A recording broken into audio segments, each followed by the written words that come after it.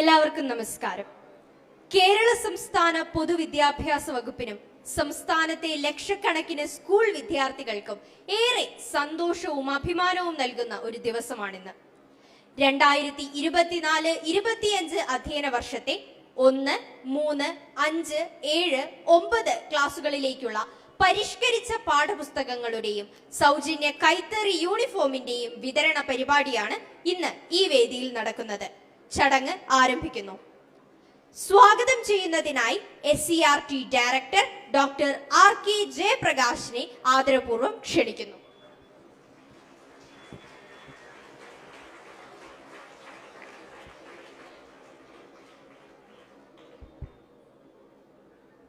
വേദിയിലുള്ള ഏറെ ആദരണീയനായ കേരളത്തിൻ്റെ മുഖ്യമന്ത്രി ശ്രീ പിണറായി വിജയൻ അവറുകൾ, പൊതുവിദ്യാഭ്യാസ തൊഴിലും വകുപ്പ് മന്ത്രി ശ്രീ വി ശിവൻകുട്ടി അവറുകൾ, വ്യവസായ വകുപ്പ് മന്ത്രി ശ്രീ പി രാജീവ് അവറുകൾ, MLA ശ്രീ ആന്റണി രാജു അവറുകൾ, തിരുവനന്തപുരത്തിൻ്റെ ആരാധ്യയായ മേയർ ആര്യ രാജേന്ദ്രൻ അവറുകൾ, ജില്ലാ പഞ്ചായത്തിൻ്റെ പ്രസിഡന്റ് ആരാധ്യനായ D സുരേഷ് കുമാർ അവറുകൾ, മറ്റ് വിശിഷ്ട വ്യക്തിത്വങ്ങളെ, പ്രിയപ്പെട്ട കുട്ടികളെ, സഹോദരി സഹോദരന്മാരെ, നമ്മുടെ പുതിയ അധ്യയന വർഷത്തിനു മുമ്പ് നമ്മുടെ പൊതുവിദ്യാഭ്യാസ വകുപ്പിൻ്റെ വളരെ പ്രധാനപ്പെട്ട 2 കാര്യങ്ങൾ ഇവിടെ വേദിയിൽ നടക്കാൻ വേണ്ടി പോവുകയാണ്. ഈ ചടങ്ങ് വളരെ അഭിമാനത്തോടു കൂടിയിട്ടാണ് പൊതുവിദ്യാഭ്യാസ വകുപ്പ് സംസ്ഥാനത്തെ വിദ്യാർത്ഥികളുടെയും ജനങ്ങളുടെയും മുമ്പിൽ സമർപ്പിക്കുന്നത്. ഏറെ കാലത്തെ കാത്തിരിപ്പിന് ശേഷമാണ്, നീണ്ട 10 വർഷക്കാലത്തിന് ശേഷം കേരളത്തിൻ്റെ പൊതുവിദ്യാഭ്യാസ മേഖലയിലുള്ള പാഠ്യപദ്ധതിയുടെ പരിഷ്കരണത്തിൻ്റെ ആദ്യഘട്ടം പൂർത്തീകരിച്ച് 1, 3, 5, 7, 9 ക്ലാസ്സുകളിലുള്ള പാഠപുസ്തകങ്ങൾ ഇവിടെ പ്രകാശനം ചെയ്യുകയും വിതരണം നടക്കുകയും ചെയ്യുകയാണ്. അതോടൊപ്പം തന്നെ നമ്മുടെ പൊതുവിദ്യാഭ്യാസ മേഖലയിൽ പഠിക്കുന്ന കുട്ടികൾക്കുള്ള യൂണിഫോമിൻ്റെയും വിതരണത്തിൻ്റെ സംസ്ഥാനതല ഉദ്ഘാടനം ഈ വേദിയിൽ നടക്കുകയാണ്. ഏറെ അഭിമാനത്തോടു കൂടിയിട്ടാണ്, ഏറെ ആവേശത്തോടു കൂടിയും സന്തോഷത്തോടും കൂടിയാണ് പുതിയ അധ്യയന വർഷത്തെ സംസ്ഥാനത്തിൻ്റെ പൊതുവിദ്യാഭ്യാസ വകുപ്പ് എതിരേൽക്കുന്നത്. ഈ ചടങ്ങ് സ്കൂൾ പാഠപുസ്തകങ്ങളുടെ വിതരണത്തിൻ്റെ ഔപചാരികമായ ഉദ്ഘാടനം നിർവഹിക്കുന്നത് നമുക്കേവർക്കും പ്രിയങ്കരനായ കേരളത്തിൻ്റെ ആരാധ്യനായ മുഖ്യമന്ത്രി ശ്രീ പിണറായി വിജയൻ അവറുകളാണ്. പൊതുവിദ്യാഭ്യാസ വകുപ്പിനു വേണ്ടി ഇവിടെ കൂടിയിരിക്കുന്ന മുഴുവൻ ആളുകൾക്ക് വേണ്ടിയും ഏറെ സ്നേഹത്തോടെ സന്തോഷത്തോടെ ശ്രീ പിണറായി വിജയൻ അവറുകളെ നമ്മുടെ ഈ ചടങ്ങിലേക്ക് സ്വാഗതം ചെയ്യുകയാണ്.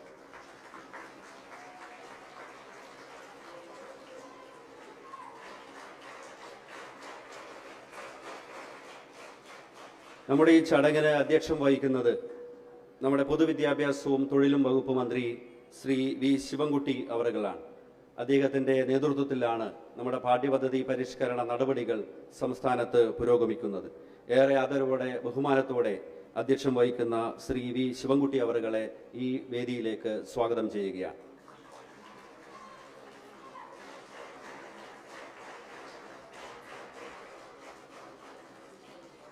കൈത്തറി യൂണിഫോം വിതരണം നിർവഹിക്കുന്നത് ആരാധ്യനായ ബഹുവ്യവസായവും നിയമവും കയർ വകുപ്പ് മന്ത്രിയുമായിട്ടുള്ള ശ്രീ പി രാജീവ് അവറുകളാണ്. പൊതുവിദ്യാഭ്യാസ വകുപ്പിന് വേണ്ടി ഇവിടെ കൂടിയിരിക്കുന്ന മുഴുവൻ ആളുകൾക്ക് വേണ്ടിയും ഈ ചടങ്ങിലേക്ക് വളരെ സന്തോഷത്തോടു കൂടി പി രാജീവ് അവറുകളെ സ്വാഗതം ചെയ്യുന്നു.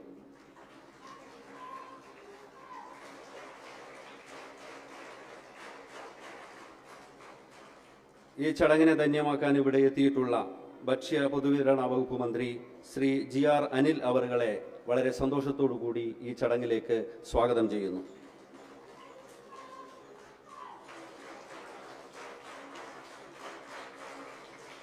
മുൻ മന്ത്രിയും തിരുവനന്തപുരത്തിൻ്റെ MLAയുമായിട്ടുള്ള ശ്രീ ആന്റണി രാജു അവറുകൾ ഈ ചടങ്ങിൽ എത്തിയിട്ടുണ്ട്. അദ്ദേഹത്തെ വളരെ സന്തോഷത്തോടെ സ്വാഗതം ചെയ്യുകയാണ്.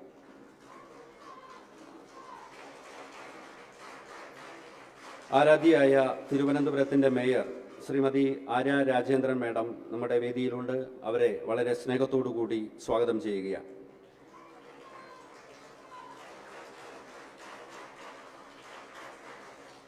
തിരുവനന്തപുരം ജില്ലാ പഞ്ചായത്തിന്റെ president advocate D Suresh Kumar വേദിയിലുണ്ട്. അദ്ദേഹത്തെ വളരെ ആദരവോടുകൂടി സ്വാഗതം ചെയ്യുന്നു.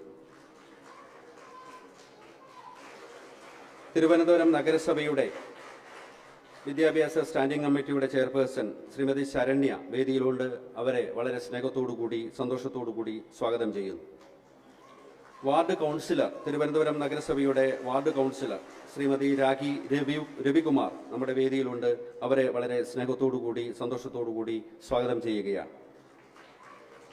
നമ്മുടെ പൊതുവിദ്യാഭ്യാസ വകുപ്പിന്റെ പ്രവർത്തനങ്ങൾക്ക് നേതൃത്വം കൊടുക്കുന്ന സംസ്ഥാന പ്രൊജക്ട് ഡയറക്ടർ, സമഗ്ര ശിക്ഷ കേരളയുടെ സംസ്ഥാന project director doctor Supriya teacher വേദിയിലുണ്ട്. ടീച്ചറെ വളരെ സ്നേഹത്തോടുകൂടി സ്വാഗതം ചെയ്യുന്നു. പൊതുവിദ്യാഭ്യാസ വകുപ്പിന്റെ തന്നെ മറ്റൊരു ഏജൻസിയായിട്ടുള്ള കൈറ്റിന്റെ സിഇഒ ശ്രീ അൻവർ സാദത്ത് വേദിയിലുണ്ട്. അൻവർ സാദത്തിനെ വളരെ സന്തോഷത്തോടുകൂടി സ്വാഗതം ചെയ്യുകയാണ്. നമ്മുടെ പാഠപുസ്തകങ്ങൾ സമയബന്ധിതമായി അച്ചടിച്ച് വിതരണം നിർവഹിക്കുന്നത് കൊച്ചിയിലുള്ള KBPS എന്ന നമ്മുടെ സംസ്ഥാന സർക്കാരിന്റെ തന്നെ സ്ഥാപനമാണ്. ആ സ്ഥാപനത്തിന്റെ മാനേജിംഗ് ഡയറക്ടർ ശ്രീ സുനിൽ ചാക്കോ നമ്മോടൊപ്പം ഈ വേദിയിലുണ്ട്. അദ്ദേഹത്തെ വളരെ സന്തോഷത്തോടുകൂടി സ്വാഗതം ചെയ്യുകയാണ്.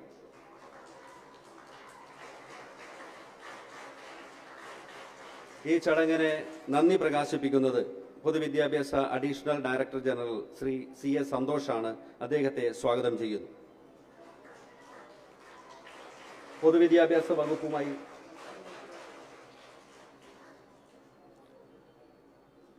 കൈത്തറി വകുപ്പിന്റെ ഡയറക്ടർ വേദിയിലുണ്ട്. ശ്രീ KS അനിൽകുമാറിനെ വളരെ സന്തോഷത്തോടുകൂടി സ്വാഗതം ചെയ്യുകയാണ്. പൊതുവിദ്യാഭ്യാസ വകുപ്പിന്റെ ഭാഗമായി ഇവിടെ എത്തിയിട്ടുള്ള വിവിധ ഉദ്യോഗസ്ഥന്മാരുണ്ട്. നമ്മുടെ controller of stationery Mary Margaret പ്രകാശിയുണ്ട്. Deepa Martin, Tony Johnson, Shrimati Indu LG, Rajesh Babu B, Shrimati Greeshma B, Shrimati Jayasheeja SJ, Cotton ഹില്ലിന്റെ പ്രഥമ അധ്യാപിക, അരുൺ മോഹൻ PTA പ്രസിഡന്റ് എന്നിവരെയും വളരെ സന്തോഷത്തോടുകൂടി സ്വാഗതം ചെയ്യുകയാണ്. പൊതുവിദ്യാഭ്യാസത്തിന്റെ ശക്തിയും കരുത്തും എന്ന് പറയുന്നത് കേരളത്തിലെ 40 ലക്ഷത്തോളം വരുന്ന വിദ്യാർത്ഥികളാണ്. അവരെ നയിക്കുന്ന അധ്യാപകരും അവരെ മുന്നോട്ട് നയിക്കാൻ ചാലകശക്തിയായി പ്രവർത്തിക്കുന്ന അധ്യാപകരും രക്ഷകർത്താക്കളുമാണ് പൊതുവിദ്യാഭ്യാസത്തിന്റെ യഥാർത്ഥ ശക്തി. അതുകൊണ്ട് ഈ ചടങ്ങിൽ പങ്കെടുക്കാൻ എത്തിയിട്ടുള്ള മുഴുവൻ വിദ്യാർത്ഥികളെയും രക്ഷകർത്താക്കളെയും അധ്യാപക സുഹൃത്തുക്കളെയും മാധ്യമ പ്രവർത്തകരെയും പൊതുവിദ്യാഭ്യാസത്തെ സ്നേഹിക്കുന്ന എല്ലാവരെയും വളരെ സന്തോഷത്തോടുകൂടി ആവേശത്തോടുകൂടി ഈ ചടങ്ങിലേക്ക് സ്വാഗതം ചെയ്തുകൊണ്ട് അവസാനിപ്പിക്കുന്നു. അധ്യക്ഷ പ്രസംഗത്തിനായി ബഹുമാനപ്പെട്ട പൊതുവിദ്യാഭ്യാസവും തൊഴിലും വകുപ്പ് മന്ത്രി ശ്രീ V ശിവൻകുട്ടിയെ സ്നേഹപൂർവ്വം ക്ഷണിക്കുന്നു.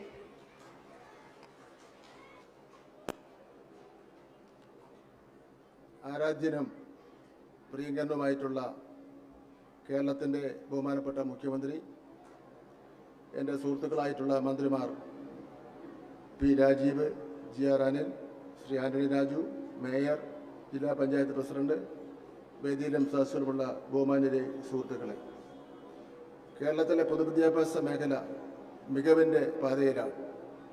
യുനിസെഫ് പോലുള്ള അന്താരാഷ്ട്ര ഏജൻസികൾ പോലും നമ്മുടെ നേട്ടത്തെ പ്രകീർത്തിച്ചിട്ടുണ്ട്. നമ്മുടെ വിദ്യാഭ്യാസ പുരോഗതിക്ക് പിന്നിൽ നവോത്ഥാന പ്രസ്ഥാനങ്ങളും ജനകീയ ഇടപെടലിൻ്റെയും ചരിത്രമുണ്ട്. സംസ്ഥാനത്ത് നടപ്പിലാക്കിയ പൊതുവിദ്യാഭ്യാസ സംരക്ഷണ യജ്ഞത്തിലൂടെയും വിദ്യാകരണ പദ്ധതിയിലൂടെയും പൊതുവിദ്യാലയങ്ങളെ അടിസ്ഥാന സൗകര്യം വികസിപ്പിക്കുന്നതിനായി നാം ചെലവഴിച്ചത് 5000 കോടി രൂപയാണ്. പൊതുവിദ്യാഭ്യാസത്തിൻ്റെ ഗുണമേന്മ വർദ്ധിപ്പിക്കുന്നതിനുള്ള നടപടികൾക്കാണ് സർക്കാർ ഇപ്പോൾ മുൻതൂക്കം നൽകുന്നത്. 2007 ശേഷം സമഗ്രമായ പാഠ്യപദ്ധതി പരിഷ്കരണം നടപ്പിലാക്കുന്നത് ഇപ്പോൾ ആദ്യമായിട്ടാണ്. 2 വർഷത്തിനുള്ളിൽ ഒരിക്കലെങ്കിലും നമുക്ക് പാഠപുസ്തക പരിഷ്കരണം നടത്തേണ്ടതായിട്ടുണ്ട്. ഇപ്പോൾ ഇവിടെ വിതരണം നടത്തുന്നത് 1, 3, 5, 7, 9 ക്ലാസ്സുകളിലെ പാഠപുസ്തകങ്ങളാണ്. 173 ടൈറ്റിലുകളിലായി 2,30,00,000 പുസ്തകങ്ങളാണ് അച്ചടിച്ചിരിക്കുന്നത്. 2, 4, 6, 8, 10 ക്ലാസ്സുകളിലെ പാഠപുസ്തകങ്ങളുടെ നിർമ്മാണ പ്രവർത്തനം പ്രാരംഭ പ്രവൃത്തികൾ ആരംഭിച്ചു കഴിഞ്ഞിരിക്കുകയാണ്. 2025 ജൂണിൽ കുട്ടികളുടെ കയ്യിൽ ആ പാഠപുസ്തകങ്ങളും എത്തിച്ചേരും. പാഠ്യപദ്ധതി പരിഷ്കരണം നടത്തിയ പുതിയ പുസ്തകങ്ങൾ വിദ്യാർത്ഥികളെ പഠിപ്പിക്കുന്നതിനായി അധ്യാപകരുടെ ട്രെയിനിങ് ഏതാണ്ട് പൂർത്തിയാക്കി കഴിഞ്ഞിരിക്കുന്നു. ഹയർ സെക്കൻഡറി പാഠപുസ്തകം പരിഷ്കരണം നടന്നിട്ട് ഏതാണ്ട് 20 വർഷമായി. ഈ അക്കാദമിക് വർഷം അതിൻ്റെ പ്രാരംഭ പ്രവർത്തനങ്ങൾ ആരംഭിച്ചു. കുറേ വർഷങ്ങൾക്ക് ശേഷം ഹയർ സെക്കൻഡറി അധ്യാപകർക്കുള്ള പരിശീലനം നടന്നു. 500ഓളം വരുന്ന സ്പെഷ്യൽ സ്കൂൾ അധ്യാപകരുടെ ട്രെയിനിങ്ങും ഈ വർഷം ആരംഭിച്ചു. ഉച്ചഭക്ഷണത്തിനായുള്ള പരാതികൾ താൽക്കാലികമായി പരിഹരിക്കുന്നതിന് സർക്കാരിന് കഴിഞ്ഞു. ഉച്ചഭക്ഷണ വിതരണത്തിന് LP വിഭാഗത്തിന് കേന്ദ്ര സർക്കാർ നൽകുന്ന 5 രൂപ 45 പൈസ നിരക്കിൽ നിന്നും സംസ്ഥാന സർക്കാർ 6 രൂപയാക്കിയും UP വിഭാഗത്തിന് 6, 7, 8 എന്നീ സ്ലാബ് മാറ്റി എല്ലാവർക്കും 8 രൂപ 17 പൈസയാക്കി മാറ്റുകയും ചെയ്തിട്ടുണ്ട്. ആകെ 27 ലക്ഷം കുട്ടികളാണ് ഇതിന്റെ ഗുണഭോക്താക്കൾ. ഇതിന് സംസ്ഥാന സർക്കാർ അധികമായി 11.5 കോടി രൂപയാണ് ചെലവഴിക്കുന്നത്. മുട്ടാപാൽ വിതരണം ചെയ്യുന്നതിനായി 232 കോടി രൂപ ബഡ്ജറ്റിൽ വകയിരുത്തിയിട്ടുണ്ട്. കുട്ടികൾക്ക് കൈത്തറി യൂണിഫോം ഏതാണ്ട് 39,75,000 മീറ്റർ തുണി 10 ലക്ഷം കുട്ടികൾക്ക് വിതരണത്തിനായി നൽകുകയാണ്. 2 ജോഡി യൂണിഫോമാണ് നൽകുന്നത്. ഇത് ഏതാണ്ട് 1,200 രൂപയാകും. എയ്ഡഡ് മാനേജ്മെന്റിന് ഒരു കുട്ടിക്ക് യൂണിഫോം അലവൻസ് 600 രൂപയാണ് സർക്കാർ നൽകുന്നത്. വിദ്യാഭ്യാസ ഗുണനിലവാരം വർദ്ധിപ്പിക്കുക എന്ന തന്നെയാണ് സർക്കാരിന്റെ ലക്ഷ്യം. അക്കാദമിക് നിലവാരം വർദ്ധിപ്പിക്കുക എന്ന വാദം ഉയർത്തുമ്പോൾ അത് പിന്നോക്കക്കാരായ കുട്ടികളെ ബാധിക്കുന്നു എന്ന വാദം ശരിയല്ല. 2023 SLC പരീക്ഷയിലെ ST സ്റ്റുഡൻസ് വിജയശതമാനം 96.68% എന്നതാണ്. SC വിദ്യാർത്ഥികളും ഏതാണ്ട് ഇതുപോലെ തന്നെയാണ്. പിന്നോക്കക്കാരായ കുട്ടികളെ പരിഗണിക്കുന്നില്ല എന്ന വാദം ഉയർത്തുമ്പോൾ ഏതെങ്കിലും കുട്ടിക്ക് മാർക്ക് കുറവുണ്ടെങ്കിൽ പരീക്ഷ എഴുതി വിദ്യാർത്ഥികൾക്ക് ഉന്നത വിദ്യാഭ്യാസത്തിന് ചേരുവാനുള്ള അവസരം നൽകിയിട്ടുണ്ട്. അക്കാദമിക് നിലവാരം ഉറപ്പുവരുത്തുന്നതിനുള്ള എല്ലാ പ്രവർത്തനങ്ങളും പൊതുവിദ്യാഭ്യാസ വകുപ്പിൽ നിന്നുണ്ടാകുമെന്ന് ഞാൻ നിങ്ങൾക്ക് ഉറപ്പ് നൽകുന്നു. ഇന്ന് ഇവിടെ കൂടിയിരിക്കുന്ന എല്ലാവർക്കും അഭിവാദ്യങ്ങൾ അർപ്പിച്ചുകൊണ്ട് എന്റെ വാക്കുകൾ അവസാനിപ്പിക്കുന്നു. നന്ദി, നമസ്കാരം. 2024-25 അധ്യയന വർഷത്തെ പരിഷ്കരിച്ച പാഠപുസ്തകങ്ങളുടെ വിതരണം നിർവഹിക്കുന്നത് ബഹുമാനപ്പെട്ട മുഖ്യമന്ത്രി ശ്രീ പിണറായി വിജയനാണ്. സദസ്സിനെ അഭിസംബോധന ചെയ്ത് സംസാരിക്കുന്നതിനായി ബഹുമാനപ്പെട്ട മുഖ്യമന്ത്രിയെ ആദരപൂർവ്വം ക്ഷണിക്കുന്നു.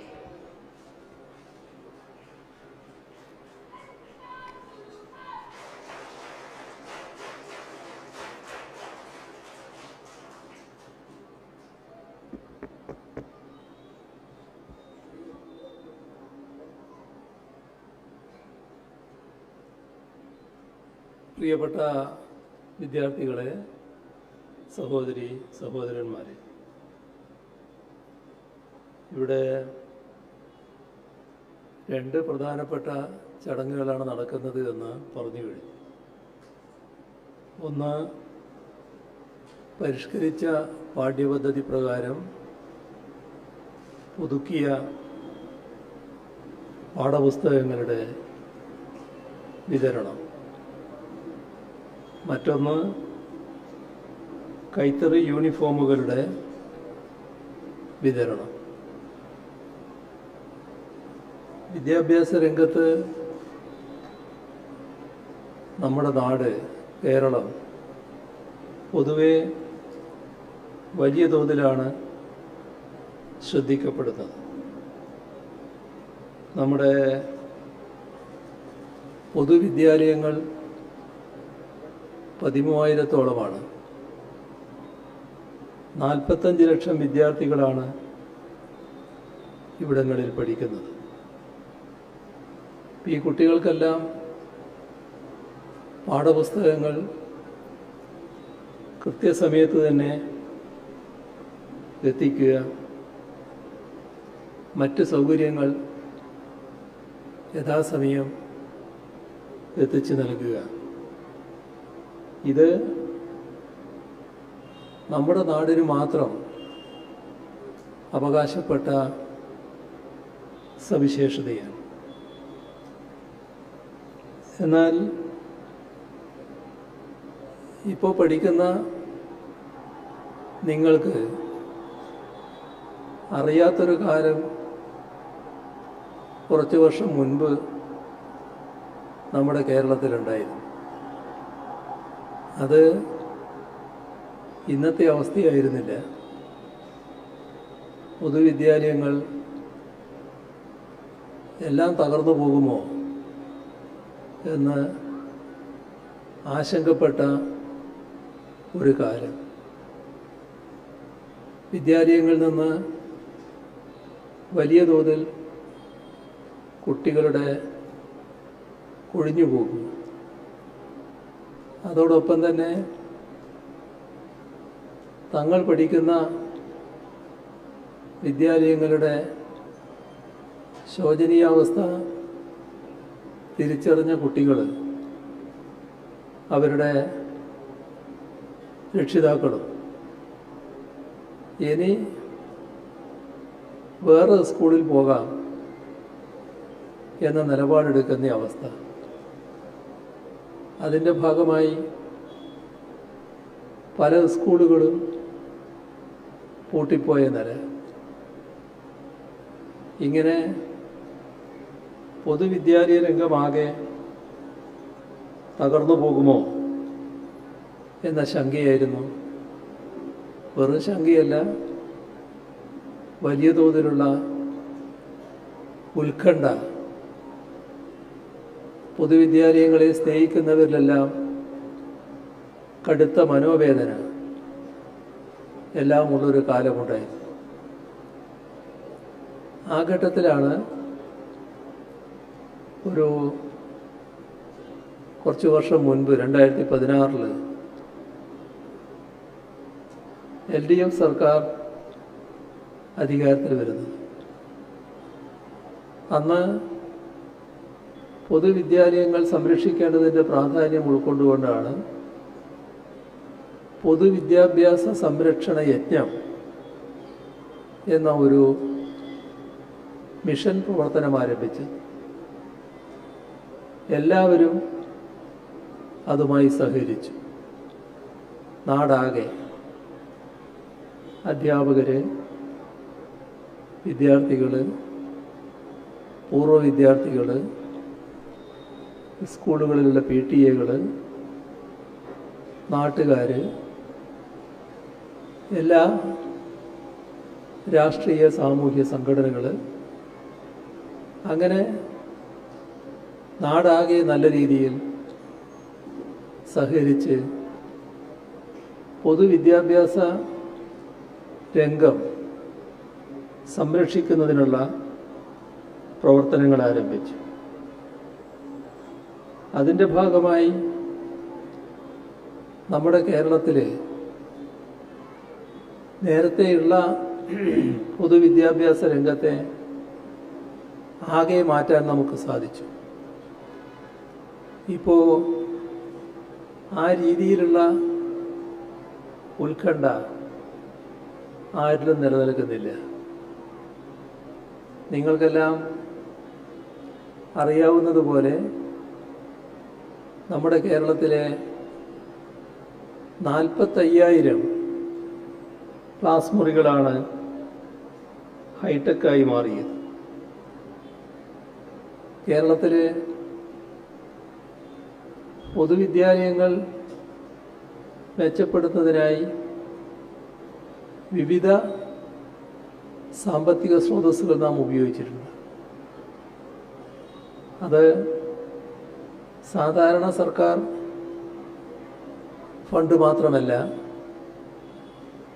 എല്ലാ സ്രോതസ്സുകളും നാം ഉപയോഗിച്ചു. അതിലേറ്റവും വലുത് കിഫ്ബി മുഖേനയുള്ളതായിരുന്നു. അതിലൂടെ 973 സ്കൂൾ കെട്ടിടങ്ങൾ കേരളത്തിലാകെ നവീകരിക്കാൻ കഴിഞ്ഞു. 2000-ലധികം സ്കൂളുകളുടെ പശ്ചാത്തല സൗകര്യം വലിയ തോതിൽ വികസിപ്പിക്കാൻ നമുക്ക് കഴിഞ്ഞിട്ടുണ്ട്. 1.5 ലക്ഷത്തോളം ലാപ്ടോപ്പുകൾ, 70,000-ഓളം പ്രൊജക്ടറുകൾ, 2,000-ഓളം റോബോട്ടിക് കിറ്റുകൾ, ഇതെല്ലാം സ്കൂളുകളിൽ ലഭ്യമാക്കാനായി. ഇത് കുറേ ഭാഗം സർക്കാരാണ് ചെയ്തതെങ്കിലും എല്ലാവരുടെയും സഹകരണവും പിന്തുണയും നല്ല നിലക്കുണ്ടായി എന്നത് നാം കാണേണ്ടതാണ്. അങ്ങനെ വലിയൊരു കൂട്ടായ്മ അതിൻ്റെ ഭാഗമായാണ് പൊതുവിദ്യാഭ്യാസത്തെ സംരക്ഷിച്ചെടുക്കാൻ നമുക്ക് കഴിഞ്ഞത്. ഇവിടെ സർക്കാർ സ്കൂളുകൾക്ക് മാത്രമല്ല, എയ്ഡഡ് സ്കൂളുകൾക്കും പ്രത്യേക ചാലഞ്ച് ഫണ്ട് നൽകാൻ സർക്കാർ തീരുമാനിച്ചു. വിദ്യാലയങ്ങളിൽ ചെലവിടുന്ന തുകയുടെ പകുതി, പരമാവധി 1 കോടി രൂപ സർക്കാർ നൽകുമെന്ന നിലപാട് ആ ഘട്ടത്തിൽ സ്വീകരിക്കുകയുണ്ടായി. അതിൻ്റെ ഭാഗമായി നമ്മുടെ പൊതുവിദ്യാഭ്യാസ മേഖലയിലെ വിദ്യാലയങ്ങളുടെ പശ്ചാത്തല സൗകര്യങ്ങളാകെ വികസിപ്പിക്കാൻ നമുക്കായി. എല്ലാ തരത്തിലും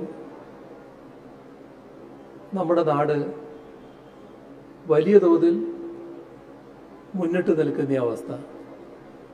നല്ല ലാബ് സൗകര്യങ്ങൾ വന്നു. എല്ലാ തരത്തിലും കുട്ടികൾക്ക് പഠിച്ചുയരാൻ പറ്റുന്ന സാഹചര്യങ്ങൾ ഒരുക്കാൻ കഴിഞ്ഞു. അതോടൊപ്പം തന്നെ കുട്ടികളുടെ പഠന മികവും നൈപുണ്യവും വർദ്ധിപ്പിക്കുന്നതിനുള്ള നടപടികൾ പ്രത്യേകമായി തീരുമാനിക്കുകയും ചെയ്തു. ഈ ഘട്ടത്തിൽ നാം ഓർക്കേണ്ടത്, നേരത്തെ 5 ലക്ഷത്തോളം കുട്ടികൾ പൊതുവിദ്യാലയങ്ങളിൽ നിന്ന് കൊഴിഞ്ഞുപോയ അവസ്ഥയായിരുന്നു. അവർ വിദ്യാഭ്യാസം നിർത്തിയതല്ല, ആ കുട്ടികൾ പൊതുവിദ്യാലയങ്ങളിൽ നിന്ന് മാറി കൂടുതൽ മെച്ചപ്പെട്ട വിദ്യാഭ്യാസം ആഗ്രഹിച്ചുകൊണ്ട് മറ്റ് സ്ഥാപനങ്ങളിലേക്ക് പോയി. എന്നാൽ പൊതുവിദ്യാഭ്യാസ സംരക്ഷണ യജ്ഞം ആരംഭിച്ചതിന് ശേഷം അതിന് നേരെ തിരിച്ചുള്ള അനുഭവമുണ്ടായി. മറ്റു പല മേഖലകളിലുമുള്ള, പ്രത്യേകിച്ച് അൺഎയ്ഡഡ് സ്ഥാപനങ്ങളിൽ പഠിക്കുന്ന കുട്ടികൾ പൊതുവിദ്യാഭ്യാസ മേഖലയിലെ സ്കൂളുകളുടെ ഭൗതിക സാഹചര്യം മെച്ചപ്പെട്ടതും പഠന നിലവാരം നല്ല രീതിയിൽ മെച്ചപ്പെടുന്നു എന്ന പ്രതീതി ഉണ്ടായതുമെല്ലാം ആ കുട്ടികൾ പൊതുവിദ്യാലയങ്ങളിലേക്ക് തിരിച്ചു വരുന്നതിനിടയാക്കി. നേരത്തെ 5 ലക്ഷം കുട്ടികൾ കൊഴിഞ്ഞുപോയെങ്കിൽ അതിൻ്റെ ഇരട്ടിയിലധികം കുട്ടികൾ തിരിച്ച് പൊതുവിദ്യാലയങ്ങളിലേക്ക് മാറി വരുന്ന അവസ്ഥയുണ്ടായി. ഇന്ത്യയിലെ തന്നെ ശ്രദ്ധിക്കപ്പെടുന്ന പൊതുവിദ്യാഭ്യാസ മേഖലയായി കേരളത്തിലെ പൊതുവിദ്യാഭ്യാസ രംഗം മാറി. ഇപ്പോൾ സംസ്ഥാനത്ത് വളരെ ഗൗരവമായ ഒരു ചർച്ച നടക്കുന്നതായി പൊതുവിൽ മാധ്യമങ്ങൾ തന്നെ റിപ്പോർട്ട് ചെയ്ത് കഴിഞ്ഞിട്ടുണ്ട്. അത് വിദ്യാഭ്യാസ രംഗത്തെ അക്കാദമിക് മികവ് വർദ്ധിപ്പിക്കുന്നതിനെക്കുറിച്ചുള്ളതാണ്. തീർച്ചയായും ഈ പ്രശ്നവും നേരത്തെ സർക്കാർ നല്ല രീതിയിൽ കൈകാര്യം ചെയ്തതാണ്. അതിൻ്റെ ഭാഗമായി വിദ്യാലയങ്ങളുടെ ഭൗതിക സാഹചര്യം മെച്ചപ്പെടുത്തുക മാത്രമല്ല, അക്കാദമിക് മികവ് വർദ്ധിപ്പിക്കുന്നതിനായി വലിയ തോതിലുള്ള ഇടപെടൽ സർക്കാരിൻ്റെ ഭാഗത്തു നിന്ന് നേരത്തെ തന്നെ ഉണ്ടായിട്ടുണ്ട്. ഓരോ വിദ്യാലയത്തെ സംബന്ധിച്ചും കൃത്യമായ ഒരു അക്കാദമിക് മാസ്റ്റർ പ്ലാൻ തയ്യാറാക്കണം എന്ന് ആ ഘട്ടത്തിൽ തീരുമാനിച്ചിരുന്നു. അതോടൊപ്പം തന്നെ നല്ല രീതിയിലുള്ള വിദ്യാഭ്യാസ രംഗത്തെ പുരോഗതിക്കായി കുട്ടികളിൽ കേന്ദ്രീകരിച്ചുകൊണ്ടുള്ള ഓരോ കുട്ടിയുടെയും നല്ല രീതിയിലുള്ള പുരോഗതി ലക്ഷ്യമിട്ടുകൊണ്ടുള്ള പ്രവർത്തനങ്ങളും ഇതിൻ്റെ ഭാഗമായി ആസൂത്രണം ചെയ്തിരുന്നു. അധ്യാപകരുടെ അധ്യാപന രീതിയിലും അതിൻ്റെ ഭാഗമായുള്ള മാറ്റങ്ങൾ നല്ലതുപോലെ പ്ലാൻ ചെയ്തിരുന്നു. അത്തരമൊരു സംസ്ഥാനത്ത് സാധാരണഗതിയിൽ ഈ രീതിയിലൊരു ചർച്ച ഉയർന്നു വരേണ്ട ഒരു സാഹചര്യം ഉണ്ടാകേണ്ടതല്ല.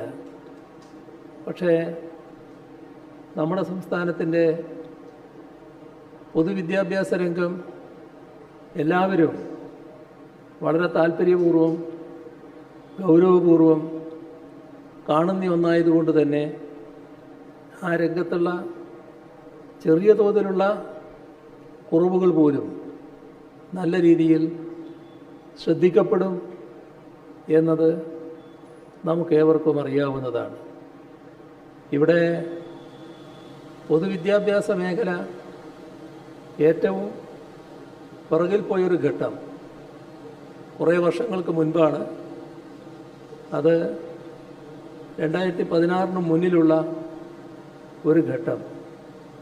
ആ ഘട്ടത്തിൽ വല്ലാത്ത തകർച്ച പൊതുവിദ്യാലയങ്ങൾക്കുണ്ടാകുന്നു. ആ പൊതുവിദ്യാലയങ്ങളിൽ SSLC പരീക്ഷയ്ക്കും മറ്റും ഇരുന്ന കുട്ടികൾ ഒരു കുട്ടിയും പാസ്സാകാത്ത ഒട്ടേറെ സ്കൂളുകൾ നമ്മുടെ കേരളത്തിലുണ്ടാകുന്നു. ആ ഘട്ടത്തിൽ അന്ന് ഞാൻ ഓർക്കുന്നൊരു കാര്യം, കേരളത്തിലെ ഏറ്റവും പ്രബലമായ ഒരു അധ്യാപക സംഘടന പ്രത്യേകമായി തന്നെ ആ പ്രശ്നം ഗൗരവമായി കാണുകയും സ്കൂളുകളുടെ പഠന നിലവാരം മെച്ചപ്പെടുത്തുന്നതിനു വേണ്ടി ഗൗരവപൂർവം ഇടപെടുന്ന അവസ്ഥയുണ്ടായി. നല്ല ഫലം അതിന് സൃഷ്ടിക്കാൻ കഴിഞ്ഞു എന്നത് അത്തരം സ്കൂളുകളുടെ അനുഭവത്തിലൂടെ നാം കണ്ടതാണ്. നാം ഏതു തരത്തിലുള്ള ഭൗതിക സൗകര്യങ്ങൾ ഒരുക്കിയാലും ഏത് തരത്തിലുള്ള അക്കാദമിക് മാസ്റ്റർ പ്ലാൻ തയ്യാറാക്കിയാലും ആ വിദ്യാലയത്തിലെ വിദ്യാർത്ഥികളുടെ അഭിവൃദ്ധിയുമായി ബന്ധപ്പെട്ട കാര്യങ്ങളിൽ അധ്യാപകരുടെ പങ്ക് വളരെ വലുതാണ് എന്നത് ആരും പ്രത്യേകിച്ച് പറയേണ്ടതില്ല. പ്രത്യേക ശ്രദ്ധയോടെ കാര്യങ്ങൾ നീക്കിയപ്പോൾ 0 എന്ന നിലയിൽ എത്തിയ റിസൾട്ട് നല്ല നിലക്ക് അഭിവൃദ്ധിപ്പെടുത്താൻ പല വിദ്യാലയങ്ങൾക്കും സാധിച്ചു. അതിൽ അപൂർവം ചില വിദ്യാലയങ്ങൾ അന്ന് ഇരുന്ന കുട്ടികൾ മുഴുവൻ പാസ്സാകുന്ന നിലയിലേക്കും എത്തുകയുണ്ടായി. അവിടുന്ന് വലിയ മാറ്റം വന്നു, പഠന രംഗത്ത് മാറ്റം വന്നു. നല്ല രീതിയിലുള്ള അക്കാദമിക് മികവിനു വേണ്ടിയുള്ള ശ്രമങ്ങൾ പൊതുവെ ആരംഭിച്ചു. ഇപ്പോൾ ചില പുതിയ വീക്ഷണങ്ങൾ അവതരിപ്പിക്കുന്നതായി കാണുന്നുണ്ട്. നമ്മുടെ വിദ്യാർത്ഥികൾ പുറകോട്ട് പോകാൻ ഇടവരുന്നുവെങ്കിൽ ആ പുറകോട്ട് പോകുന്ന വിദ്യാർത്ഥികളെ അതേ വഴിക്ക്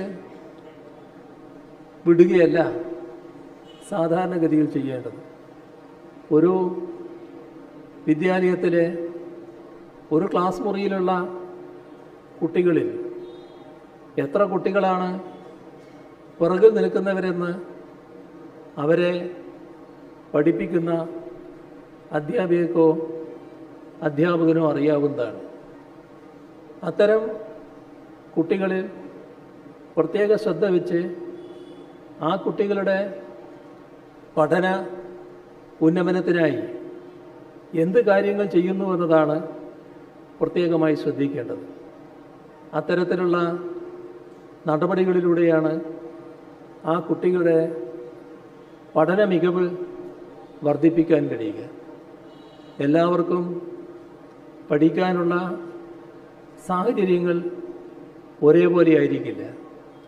പലതരത്തിലുള്ള വ്യത്യസ്ത സാഹചര്യങ്ങളിൽ നിന്ന് വരുന്ന കുട്ടികളാണ് നമ്മുടെ വിദ്യാലയങ്ങളിലുള്ളത്. ആ കുട്ടികളിൽ ചില കുട്ടികൾ പഠനത്തിൽ പുറകിൽ നിൽക്കുന്നവരെ അവരതേ വഴിക്ക് പോയിക്കോട്ടെ എന്ന നിലപാടല്ല സ്വീകരിക്കേണ്ടത്. കൃത്യമായി അവരെ പഠനത്തിൽ സഹായിക്കുകയും മുന്നോട്ട് നയിക്കുന്നതിനാവശ്യമായ പിന്തുണ പ്രത്യേകമായി നൽകുകയും ചെയ്യുക എന്നതാണ് വേണ്ടത്. അത്തരം കാര്യങ്ങൾ എവിടെയെല്ലാം നടക്കുന്നു എന്നുള്ളത് ഗൗരവമായി നാം പരിശോധിക്കേണ്ട ഘട്ടമായി. അതുകൊണ്ടാണ് ഇത്തരമൊരു ചർച്ച ഇപ്പോൾ മാധ്യമങ്ങളിൽ വരാൻ ഇടയായിട്ടുണ്ടാവുക എന്നതാണ് ഞാൻ കണക്കാക്കുന്നത്.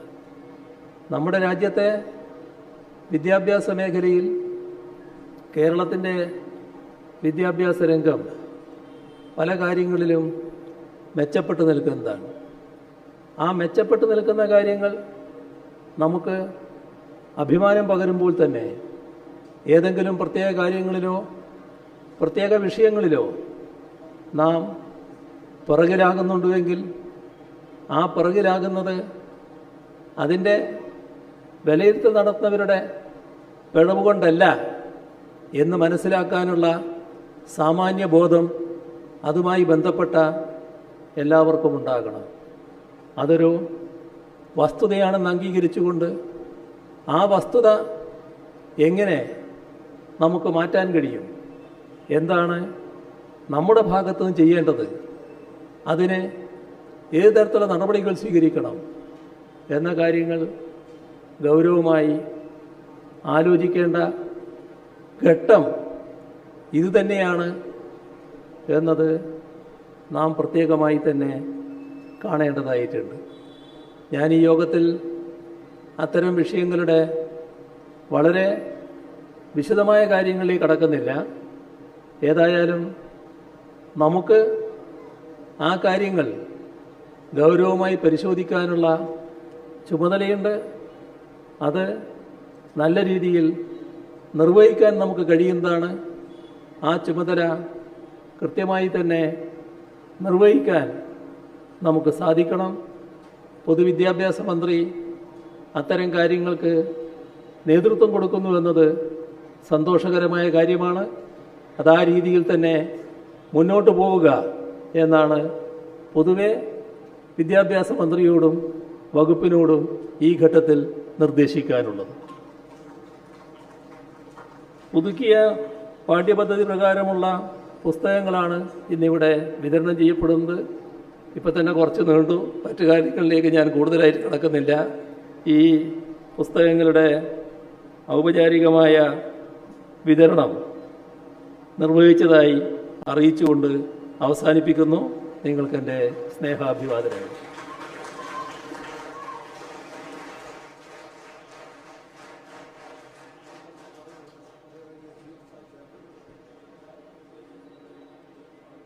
ബഹുമാനപ്പെട്ട മുഖ്യമന്ത്രിയിൽ നിന്ന് പാഠപുസ്തകങ്ങൾ ഏറ്റുവാങ്ങുന്നത് നമ്മുടെ പ്രിയ കൂട്ടുകാരാണ്.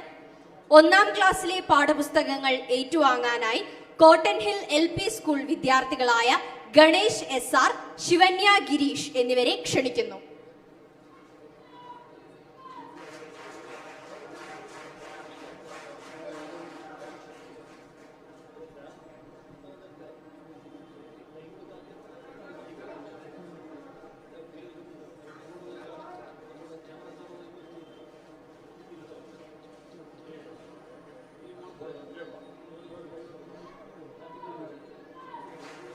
മൂന്നാം ക്ലാസ്സിലെ പാഠപുസ്തകങ്ങൾ ബഹുമാനപ്പെട്ട മുഖ്യമന്ത്രിയിൽ നിന്നും ഏറ്റുവാങ്ങുന്നത് തൈക്കാട് ഗവൺമെന്റ് HSLPS വിദ്യാർത്ഥികളായ വി ആദി, ആഞ്ജനേയൻ എന്നിവരാണ്.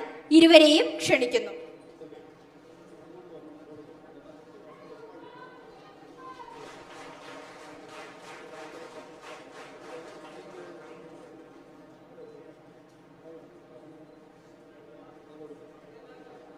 അഞ്ചാം ക്ലാസ്സിലെ പാഠപുസ്തകങ്ങൾ ബഹുമാനപ്പെട്ട മുഖ്യമന്ത്രിയിൽ നിന്നും ഏറ്റുവാങ്ങാൻ പൂജപ്പുര ഗവൺമെന്റ് UP സ്കൂൾ വിദ്യാർത്ഥികളായ അനന്തു കൃഷ്ണൻ RS, മധുനിഷ T എന്നിവരെ ക്ഷണിക്കുന്നു.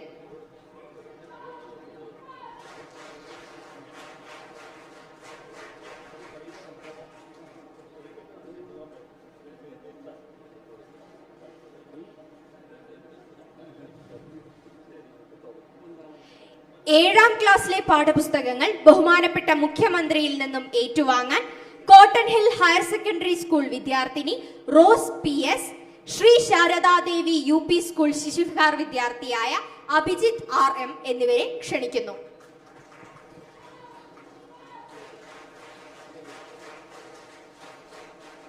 ഒൻപതാം ക്ലാസ്സിലെ പാഠപുസ്തകങ്ങൾ ജഗതി ഗവൺമെന്റ് ഹൈസ്കൂൾ വിദ്യാർത്ഥി Abhijith AR, cotton hill higher secondary school വിദ്യാർത്ഥിനി സവിത SR എന്നിവർ ബഹുമാനപ്പെട്ട മുഖ്യമന്ത്രിയിൽ നിന്നും ഏറ്റുവാങ്ങുന്നു.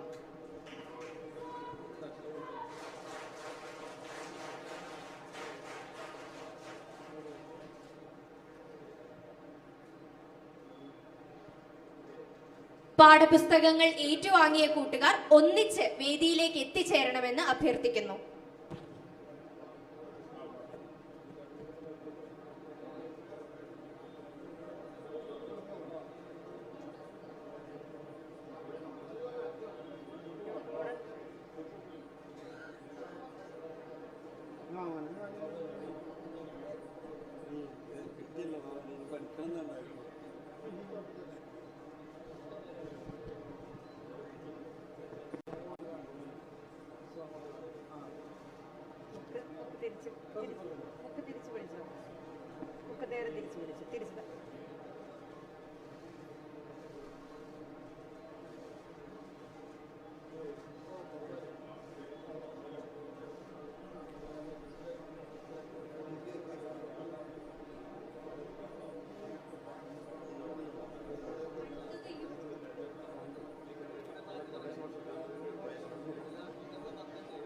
രണ്ടായിരത്തി 24-25 അധ്യയന വർഷത്തെ പ്രവേശനോത്സവ ഗാനത്തിന്റെ പ്രകാശനമാണ് ഇനി.